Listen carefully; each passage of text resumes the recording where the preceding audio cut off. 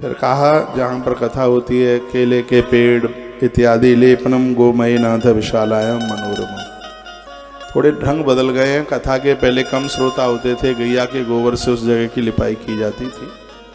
तो वही बात कही गई है, कार्यस्थ मंडपो रम्यो रम्हा स्तंभोपशोभिता। सुंदर सा लगे कथा स्थल, तो ऐसी अद्भुत रचना की जाए। फिर पूछा गया है कि वक्ता कैसा हो देवी भागवत का। श्रीमद् देवी भागवत की कथा कहने वाले वक्ता के अंदर ये दोष नहीं होने चाहिए। क्या क्या? पाखंड निरतो लुब्ध स्त्रैडो धर्म ध्वजस्तथा।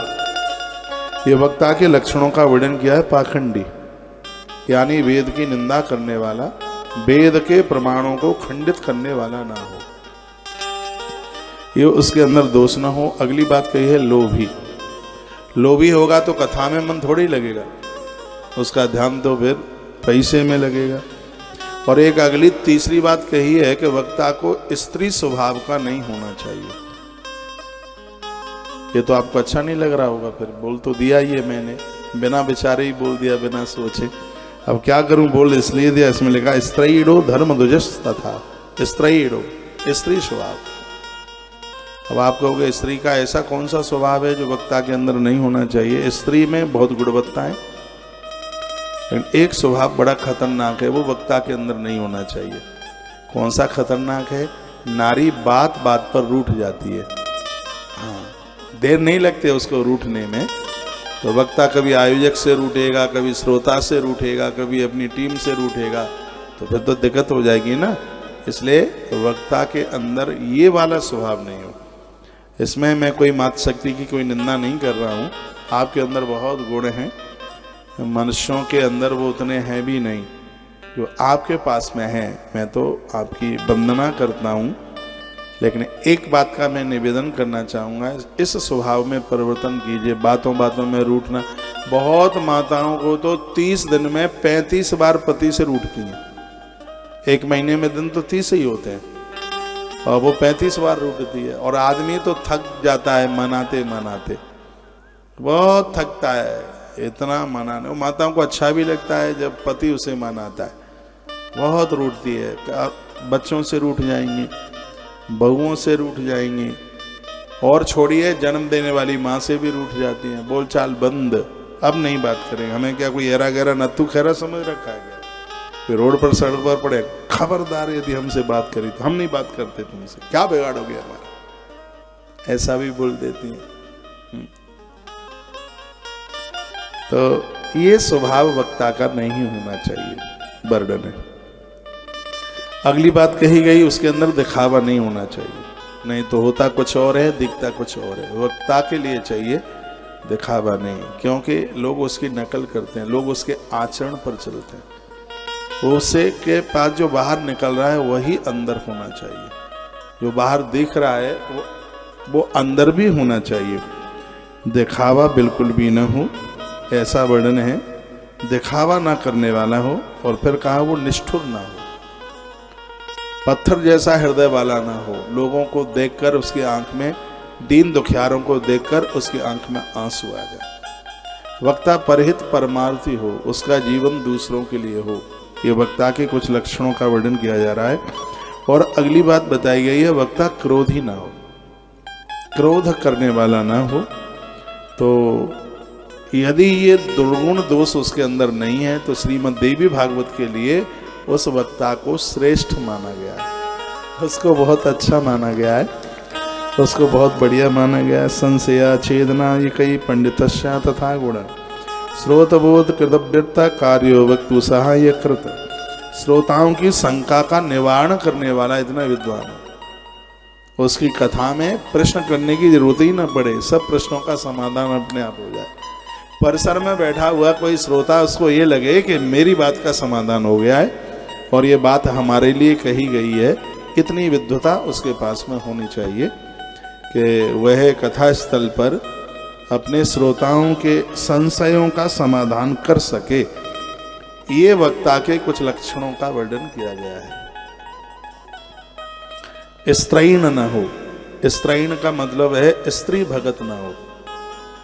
उसके पास संयम हो। ऐसा नहीं है कि आधी आधी रात्रि तक स्त्रियों के बीच में पंचायत करता रहता है। वक्ता को भूल करके भी नारी से पाम नहीं दबाने चाहिए, पुण्य क्षीण हो जाएंगे, सब खत्म हो जाएगा, कुछ बचेगा ही नहीं। वो तो चलता नहीं है, बनता नहीं है, नहीं तो नारी से बस प्रणाम ही बहुत है। सजग समझदार वह है, वक्ता को चाहिए पराई नारी के अंदर तो मातृशक्ति, बेटी, भगनी का दर्शन करे। ऐसी अद्भुत बातों को वर्णन किया है। कहा चरित्रहीन वक्ता देवी भागवत की व्यासपीठ के आसपास भी नहीं होना चाहिए। वक्ता के पास चरित्र हो, उसके पास संयम हो, उसके पास, क्योंकि उसकी वाणी का सब अनुमोदन करते हैं, उसकी वाणी के ऊपर लोग चलते हैं। ये बात बताई गई। मुहूर्तः दिवसात् वाक् वक्ता श्रोतादि वर्जन कर्तव्यम, वह जितने भी नियमों का वर्णन किया है, कर्तव्यों का वर्णन किया गया है, उन सब का पालन करने वाला। और भी जो भविष्य में वक्ता बनने वाले हैं, तैयारी कर रहे हैं, वो सुन लें। उनके लिए कहा गया अर्डोदय वेलायां स्ना शोचम विधाय च संध्या तर्पण कार्यंच नित्यम संक्षेपत चरेत। बहुत प्यारा श्लोक है। वक्ता के लिए चाहिए कि सूर्य निकलने से पहले ही उसका स्नान हो जाए। ये वक्ता के लिए, कथावाचक के लिए बिल्कुल ठीक नहीं है। वो 8-8, 9-9 बजे तक वो जागे। ऐसा नहीं 10 बजे जगे, 11 बजे नहाए, 12 बजे टिप टॉप करते हुए और जाके व्यासपीठ पर बैठ जाए। नहीं, वक्ता के लिए भोर में जल्दी स्नान करने की, जल्दी नहाने की बात कही। लिखा है ना, अर्डोदय वेलायाम स्नान शोचम विदाय च। गुरुकुलों में इन सब परंपराओं को सिखाया जाता है, बताया जाता है, बहुत आनंद होता है। हमारे साथ में श्याम आचार्य जी उधर मंगल भवन में रुके हैं। मैंने अपने जीवन काल में भोर में जागते हुए बड़े बड़े लोगों को देखा, लेकिन ये आचार्य श्याम शास्त्री जी, मैंने बड़ी कोशिश करी, मैं इनको अपने जीवन में कभी जगा नहीं पाया। और 1:30 बजे 2 बजे जगा दो तो वो तो कोई मतलब नहीं है। मैंने 3:30 बजे से लेकर के 5 बजे तक मैंने कोशिश करी कि आज इनको जगाऊंगा। जब भी मैं उनके कक्ष में धोखे से भी गया तो मुझे जागे हुए ही मिले। ये इतना बड़ा गुण, अद्भुत बात है। और जो दुनिया को संदेश दे रहा है, कहें कि 4 बजे जगो, 4 बजे जगो, तो वक्ता कैसे बोलेगा व्यासपीठ से 4 बजे जगो, जब खुद ही 10 बजे वो जगता है। कोई वक्ता कहे कि स्त्रियों से पामन छुपाना, और ऐसी नारी कोई बैठी है वहाँ, वक्ता ने वो कहे कि स्त्रियों से पाम मत दबाना, और ऐसी नारी इस पंडाल में बैठी हो जिसने उसके पाम दावे हों, तो उसके हृदय में क्या बात जाएगी? वो कहेगी ये तो नकली दांत हैं, बिल्कुल हैं, ये तो सब नकली बातें हैं, ये सब बनावटी बातें हैं। ये ऐसा जीवन जीना कि तुम्हारे अंदर और बाहर के बिल्कुल भेद मिट जाएं, बिल्कुल। ये वक्ता के लिए बहुत ज़्यादा, ये बहुत ज़्यादा जरूरी है। संध्या तर्पण का शैव, बड़े भाग्य की बात है, ऐसे गुरुजन हमें मिल जाएं, ऐसे महापुरुष मिल जाएं जो तीनों कालों में संध्या करने वाले हैं, जो संयमित जीवन जीते हैं। बड़ा मुश्किल होता है। संध्या तर्पण कार्यंच नित्यम संक्षेप याचन। मैं तो कहता हूं कि जो भी कोई कथा करने को, संवाद करने को जाता है, तो पहले अपनी ट्रेनिंग तो पूरी करे। ये फौज में, मिलिट्री में लोग जाते हैं, वो भी तो पहले ट्रेनिंग करते हैं। हाँ, उनको सिखाया जाता है, वो सीखते हैं, तब फिर अपनी ड्यूटी को जोन करते हैं, ड्यूटी पर जाते हैं। ट्रेनिंग में पास नहीं होगा तो बहुत लोग तो भर्ती होने के बाद भी तो वापस आ जाते हैं। तो ये पूरा चैप्टर वक्ता का ट्रेनिंग है। ट्रेनिंग सेंटर में जाए, महापुरुषों के पास, गुरुजनों के पास जाए और पहले अभ्यास करे। वक्ता को धूम्रपान वर्जित, किसी भी प्रकार का व्यसन ना हो, ये चाहिए। ये नहीं कि चिलम लगाने वाला, बीड़ी का सिगरेट का धुआं नाक से निकालने वाला नहीं, क्योंकि लोग उसका अनुसरण करते हैं। तो अपने ऊपर वह इतना संयमित हो कि लोगों के हृदय में उसके लिए एक स्थान, लोगों के हृदय में उसके एक छवि बन जाए, एक स्थान बन जाए। तो संध्या तर्पण कार्य वक्ता को चाहिए गायत्री जप करने वाला हो। अग्निहोत्री हो फिर तो बात ही अलग है। अग्निहोत्री गायत्री जपने वाला ब्राह्मण किसी के घर में एक गिलास पानी भी पी के आ जावे, मुंह जूठा करके आ जाए, तो पुरखे ऊपर के लोक में नाचेंगे। वर्तमान समय में तो ये रहा नहीं है, नहीं, बड़ा मुश्किल हो गया,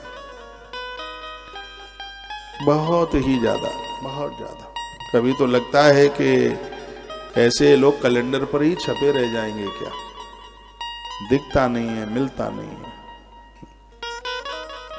आलोचना नहीं कर रहा हूं, पाठ करते हैं, पूजा करते हैं, मुंह जर्दे से भरा रहता है, गुटका मुंह भरा रहता है। हाँ बाबा बाबा बाबा बाबा बाबा, मैं ब्राह्मणों का बड़ा पुजारी हूँ। नमो ब्रह्मण्ड देवाय गौ ब्राह्मण हिताय च जगत उताय कृष्णाय गोविंदाय नमो। मेरे लिए तो ईश्वर हैं, भगवान हैं, इनके प्रति श्रद्धा है, इसलिए तो गुरुकुल चलता है। मैं तो उनके चरण छू करके आशीर्वाद लेता हूँ। मैं कहूँगा धरती पर ब्राह्मण नहीं रहेगा, वेद नहीं रहेगा, गाय और मंत्र नहीं, तो ये धरती सब समाप्त हो जाएगी, कुछ बचेगा नहीं। सृष्टि के आरंभ में 4 ही तो पहले पैदा हुए थे, वेद, ब्राह्मण, गाय और अग्नि, ये 4 प्रकट हुए थे। ये खत्म हो जाएंगे तो फिर बचेगा क्या।